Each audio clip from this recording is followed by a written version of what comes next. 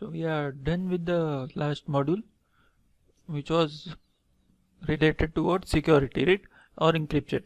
So now we also talked about cryptography there. So what is cryptography? It is nothing but secret writing. A simple example is if I want to send a message and it is a very important message, I will not send it as plain text. So I will encrypt it. So what will I use for encryption? I will use some ciphers or some encryption algorithm, and I'll have some keys, right? So that is what we saw in the last module. So but we didn't saw what are the algorithms actually, right? So strictly speaking, we will not be seeing the algorithms, but we will see the mathematics related to those algorithms. So that is what we'll see here. So the topic is mathematics of cryptography, and the main topic is will come in the next course of lectures, but the very important enabling concept is integer arithmetic. So this is strictly speaking not in your syllabus, but it is very important to understand the further parts. So I don't know why they have not included in the syllabus. They should have actually included it. So anyways, we'll start about it. So first what we study is regarding prime numbers, right? So what are prime numbers? Everyone knows. So we'll just go through them. Let me go to full screen. Yeah. So any number larger than 1 that's divisible only by itself, and 1 is what? A prime number, right? So what are the examples of prime numbers? The first few prime numbers are obviously 2, 3, 5, 7 and 11. They are divisible by themselves and only by 1. So they are classified as prime numbers. The rest, like 4 for instance, what is it? 2 into 2 and 4 into 1. So apart from 1 and 4, they are also divisible by 2, or it is also divisible by 2. So it is not a prime number. So now if you are aware about the general knowledge, you might know that the most recently discovered largest known prime number in town has come. So what is it? It starts with a 4 and ends in 1, and it has this many digits in between. So this is the largest known prime number in town. So you might say, what's the big deal? So, and why are they finding this? Because the reason is simple. Mathematics and computer scientists talk about large prime numbers, hundreds of thousands of digits long, and the reason is what? The topic we are discussing since the last module, and that is encryption. So what they say is big primes help send secure messages between people or computers. Okay. So again, big primes help send secure messages between people or computers. So how? That we'll see in the due course of lectures. Okay.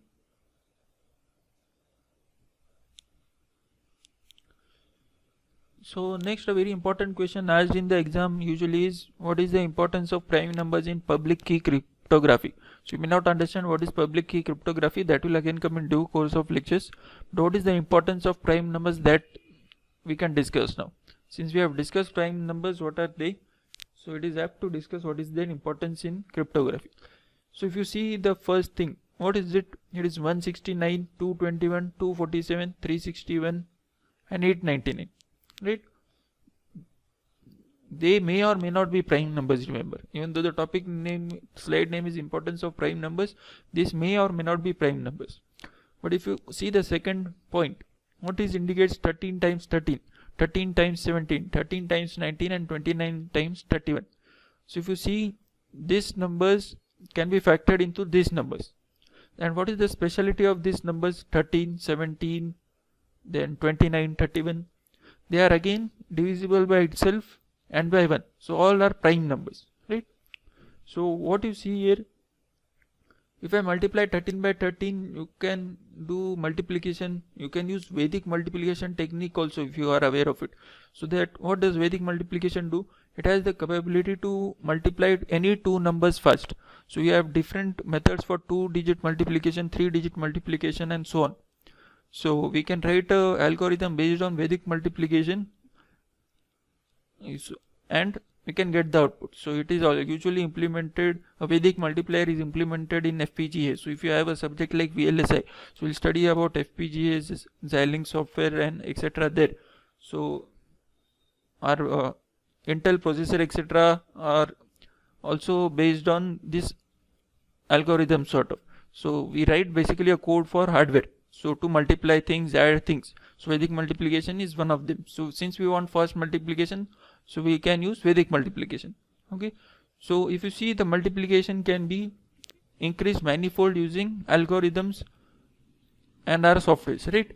So we'll have this number 169, 221, 247, 361, 899 very fast. But what if you want to go the other way around? If I give you a number 899, it is a 3-digit number. I want to find its factors. And what will be the factors? They will be only 29 and 31. Why? Because these are prime numbers, right?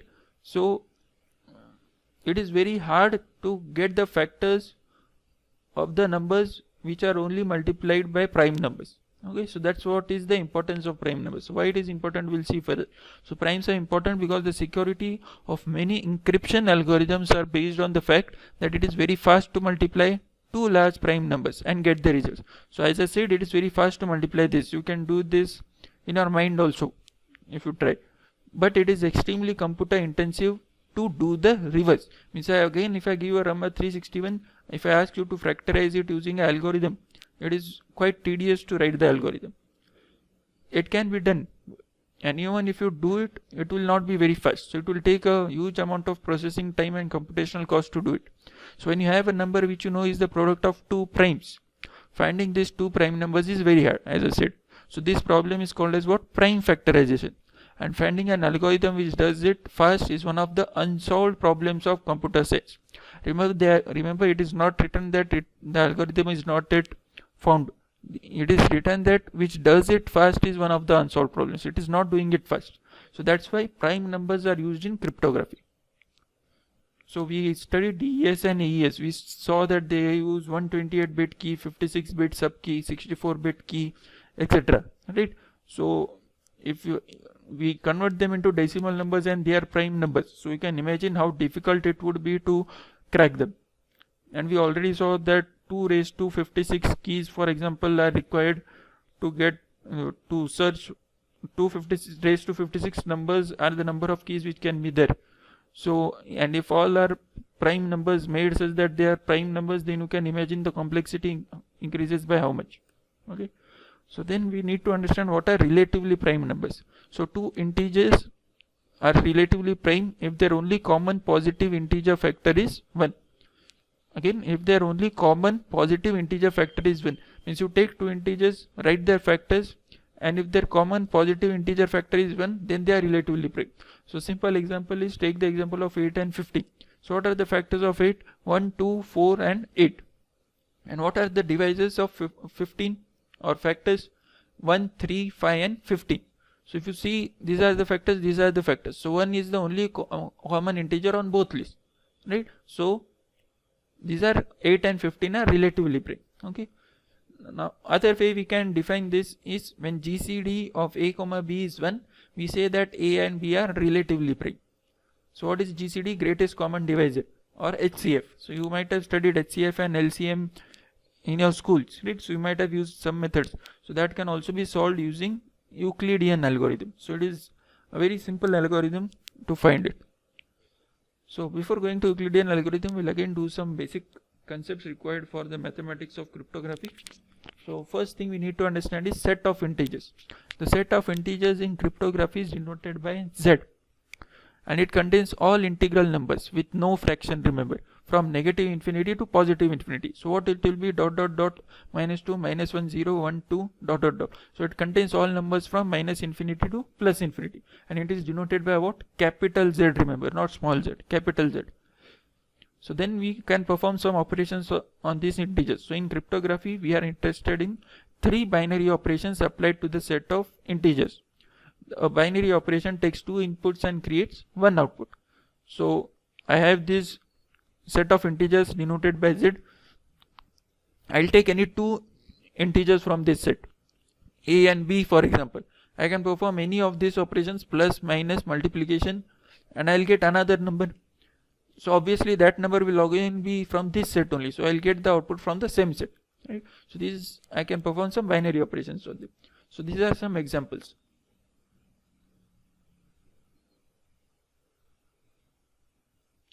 Now we can have 4 cases of each operation. Why? Because each integer can be positive or negative, right? So if I am taking two numbers, there are two cases, positive and negative. So 2 raised to 2 is 4. That's why I have 4 cases. So 5 plus 9 is 14, minus 5 plus 9 is 4, 5 minus 9 is minus 4, and minus 5 plus minus 9 will give you minus 14. Similarly, I can use subtraction and multiplication on the same numbers, right? So next is integer division. So in integer arithmetic, if we divide a number a by n, we will get two other numbers, which are q and r. So what are these? Q is quotient and r is remainder. So the relationship between these 4 integers can be shown as what? I assume you know it. It is what? A equal to quotient into the number plus remainder, right? So if my number is 11 and I divide it, and I divide 255 by 11, what will I get? 11 2s are 22, so 25 minus 2 is 3, then 5 will come down, then 11 3s is 33, so 35 minus 3 is 2, so remainder is 2, quotient is 23, this divisor we take as 11 and dividend as 255, so dividend equal to divisor into quotient plus remainder. This is what is the formula we have used. We have just replaced dividend, divisor, quotient and remainder by this symbols. Okay, so now a very important concept of divisibility comes into picture here. If I say a is not 0, but we get the remainder as 0 in this relation, so what will we get if remainder is 0? A is q into n, right? So what I can say, if the remainder is 0, n gives a, or n is divisible by a, and if the remainder is not 0, what we can say? They are not divisible. So that is given by this slash symbol. So in your keyboard it is just above the enter sign and next to the curly bracket sign. Okay, so the integer 4 divides 32 because 32 is what? 8 into 4, right? So a is q into n. So we show this as what? N slash a. So it should be what? 4 slash 32, right? Or 4 divides 32 you can read, or 32 is divisible by 4. Now we have the number 8 does not divide the number 42 because 42 is what? 5 into 8 plus 2. 8 5 are 40, 2 plus 2 is 42. So there is a remainder, the number 2 in the equation. So we show this as what? 42 is not divisible by 8, or 8 does not divide 42, right? So these are the standard symbols used. So then there are some properties related to this. If a divides 1, then a has to be plus or minus 1. Then a divides b and b divides a, then a has to be plus or minus b. And if a divides b and b divides c, then a divides c. Isn't that obvious? These are obvious properties. And if a divides b and a divides c, then a divides m by b plus n by c, where m and n are any arbitrary integers. So they can be any numbers. So then this is just given in the example format. So since 3 divides 15 and 15 divides 45, according to the third property, 3 divides 45. Similarly, you can use the fourth property. So then the integer 1 has only one divisor itself, that is obvious. So that's why these are called as facts. And any positive integer has at least two divisors, 1 and itself. But it can have more. So remember it is written at least, so it can have more also. So what are the divisors of 140? All these are divisors of 140. And all these are divisors of 12. And these are the common divisors of 140 and 12. So then we need to find, as we saw, greatest common divisor or GCD. So what is greatest common divisor? The greatest common divisor of two positive integers is the largest integer that can divide both integers. Okay. So again, what is it? The largest integer that can divide both integers. So we can compute this using a very simple algorithm which is called as Euclidean algorithm. So we have GCD of a comma 0 equal to a. So Euclidean algorithm states these two facts. So GCD of a comma 0 is a, and GCD of a comma b is GCD of b comma r. So the right number comes to the left, and we add a new number here. What is this new number? Where r is the remainder of a divided by b, right? So divide a by b, you will get some answer. So if the quotient is 0, if you get a quotient, then remainder is 0. So this will be 0. Then you will again come back to this. So that is the algorithm. So what I mean is, you will understand by this diagram. So I have A and B. What I do, I equate them to two numbers R1 and R2, right? Then I divide them. So I'll get some remainder, right? So that remainder is R. So I do A mod B. So A mod B is what? Remainder. So that answer I write here. So what I do, I take this R2 or B, which is equal to B, and make this R1. Then R is my new R2. So again I perform R1 mod R2, I'll get a remainder. So this process will go till remainder becomes 0. At some point remainder has to become 0. So then I take 0 here and then R2 as R. Same in this way. So what will happen? GCD of R1 comma 0. So we have seen GCD of A comma 0 is A. So GCD of R1 comma 0 is R1. So finally what we get, GCD of A comma B is R1. So this is nothing but Euclidean algorithm. Very simple. So when GCD of A comma B equal to 1, as we saw, we say that A and B are relatively prime. So we saw this at the start. So find the greatest common divisor of 25 and 60. So how to write this? Make a table. So you write Q here, then you write R1, R2 corresponding to A and B, then you write R for remainder. So 25, 60. So you have to divide 25 by 60. Obviously it is not divisible. So 60 zeros are 0. What is the remainder? 25. So you write the remainder 25 here. Then you take 60 as new R1. Then 25 as new R2. Right? And quotient is 0. Right? So you write 0 here. Then 25 2s are 50. Right? 25 2s are 50. So quotient is 2. Remainder is what? 60 minus 50, which is 10. So again take 25 here, 10 here, right? So then 10 2s are 20. So quotient is 2. Remainder is 25 minus 20, which is 5, right?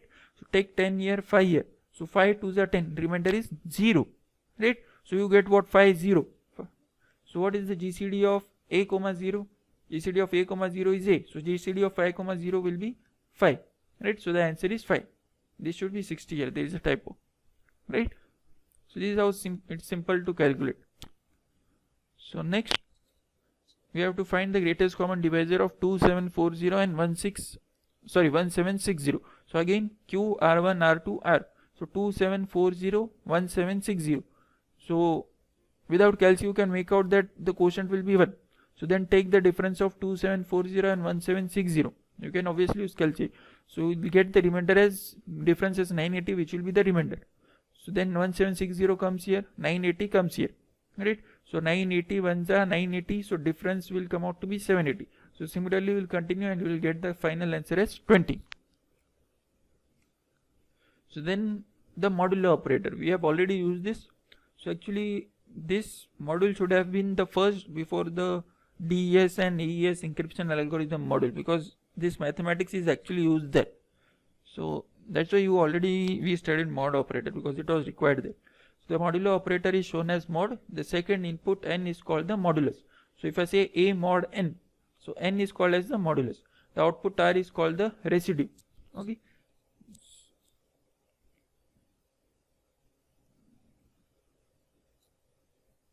So what does this say? I take the set of integers z, I take any number A from there, and I have any positive number n, which is the modulus. If I do A mod n, I will get answer as R, which is non-negative. So it always spits out what? The remainder. Okay. It adds the numbers A and n and it spits out numbers R. Okay. So 27 mod 5. What will be the answer? 5 5s are 25. Remainder is 2. Right. So R is 2. Then 36 mod 12. 12 3s are 36. So remainder is 0. Right. Then 14 zeros are 0. Right. But you can't say remainder is minus 80. Since this is negative, it is calculated as 14 zeros are 0. So 14 minus 18, which is minus 4. Okay. So results in R equal to minus 4. After adding the modulus, R equal to 10. Okay. So then dividing minus 7 by 10 results in again R equal to minus 7. So 10 zeros are 0. So 10 minus 7 is 3. Right. After adding the modulus is what? 14. So after adding 14, what we get is, sorry, I got confused. What we were doing? 14 zeros are 0, right? So 14 minus 18 is minus 4, right? So after adding the modulus to this, we get the answer. So then there are some sets of residues. The modulo operation creates a set which in modular arithmetic is referred to as the set of least residues modulo n or Zn. Okay. So if I am taking some Zn sets, Zn is given as 0 to 1 to 3 to n minus 1. So what will be, so this is the set of residue. So if Z2 is the set of residue, what numbers it will contain? 0 to n. So if Z6 is there, 0 to 5. Then if Z11 is there, 0 to 10. So if you remember in cipher, symmetric key cipher encipherment lectures, we use Z26 if you remember. So that was what 0 to 25, right? We use for them for A to Z. So A was corresponding to 0, B to 1 and finally Z to 25 and like that, right? So that is nothing but a set of residue. So then to show that two integers are congruent, we use the congruence operator. So this operator in blue is called as congruence operator. So 12 mod 10. What is the answer? 2, right? So we use the congruent operator here. Means the answer of this and this is congruent. Okay. Then 23 mod 10 is what? 10 2s are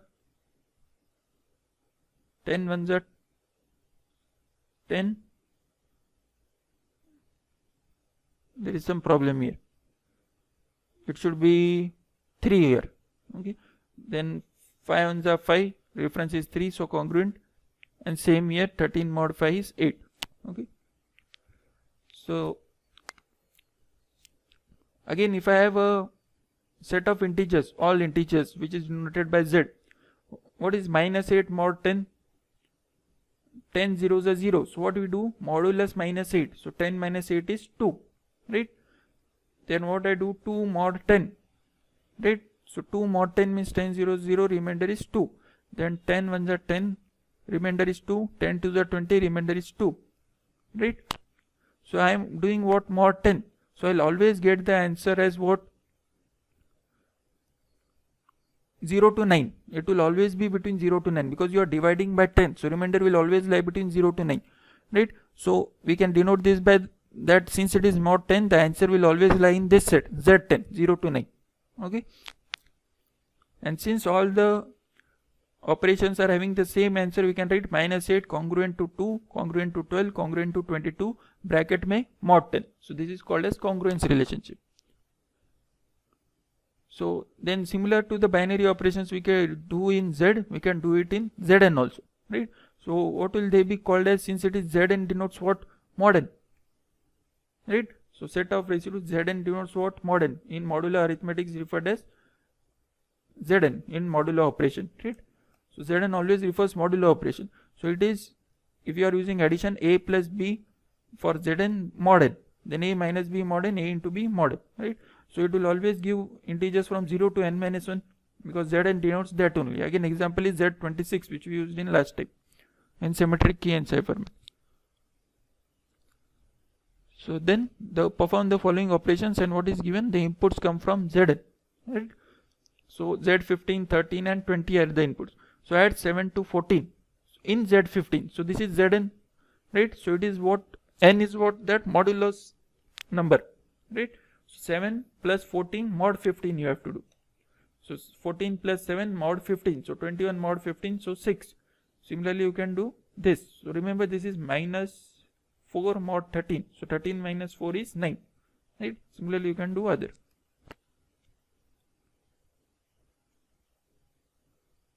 So perform the following operation. The inputs come either from Z or Zn. So again similarly you can do this. So 17 plus 27 mod 14. So 44 mod 14. 14 2s are 28. 14 3s are 42. So remainder is 2. Right? Then 13 2s are 26. Right? So what is the difference? 5. Right? And 13 minus 5 is 8. This is where it has been calculated. Remember. Again 13 2s are 26. But this is minus. So 31 minus 26 is what? 5. Right? So take 13 minus 5 which is 8. Right? Similarly you can do here. Okay.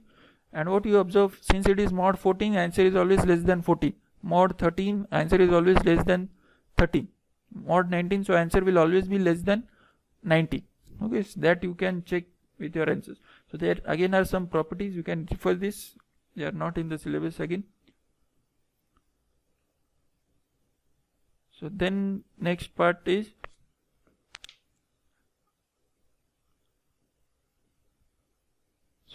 we talk about something about primes, so that we'll do in next lecture.